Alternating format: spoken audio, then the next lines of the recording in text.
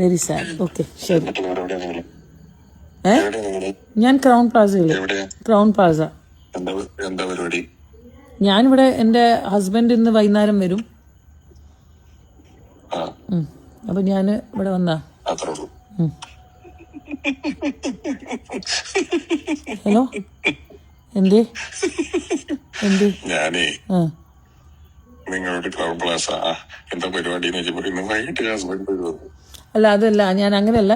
ബോംബെന്ന് മൂപ്പര് വരും എന്നാ ഞാൻ പറഞ്ഞത്. അതാ ഞാൻ പറഞ്ഞത്, മൂപ്പര് വന്നിട്ടാണോ പരിപാടി? ഓ, ആ പരിപാടി. ഉഫ്, അങ്ങനെയൊന്നുമല്ല. അല്ലേ, ഞാനത് കൂട്ടി വായിക്കാം. നിങ്ങളോട് ചോദിച്ചു എന്താ ഇന്ന് പരിപാടി, വൈകിട്ട് ഹസ്ബൻഡ് വരും.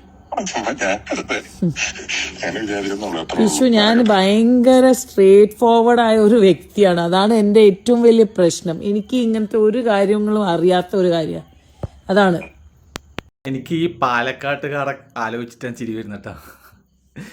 കഴിഞ്ഞ തവണ രാഹുൽ മാങ്കൂട്ടം ഉണ്ടാക്കിയ പുലിവാലും കേസുകളൊക്കെ ഓർമ്മയുണ്ടല്ലോ. അപ്പോൾ അതിന് ശേഷം വന്ന MLA ആണ് രമേഷ് പിഷാരടി. അപ്പോൾ രമേഷ് പിഷാരടി ഒരു ഫോൺ കോളിൽ സേതോമേനോനായിട്ട് നടത്തിയ ഒരു ഫോൺ സംഭാഷണമാണ് നിങ്ങളിപ്പോൾ കേട്ടത്. എന്തെങ്കിലും ആയിക്കോട്ടെ, പക്ഷേ അവർ തമ്മിലുള്ള സൗഹൃദത്തിൻ്റെ പേരിൽ സംസാരിച്ചതാണ്.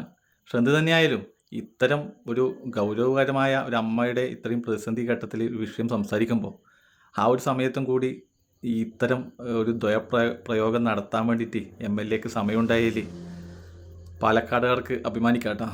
പാലക്കാടുകാരെ നിങ്ങൾ വല്ലാത്ത ആളുകളാണ് കേട്ടോ. എവിടുന്ന് കിട്ടുന്നത് നിങ്ങൾക്ക് മാത്രം ഇങ്ങനത്തെ ആളുകളാണ്? അവസ്ഥ തന്നെ കേട്ടോ.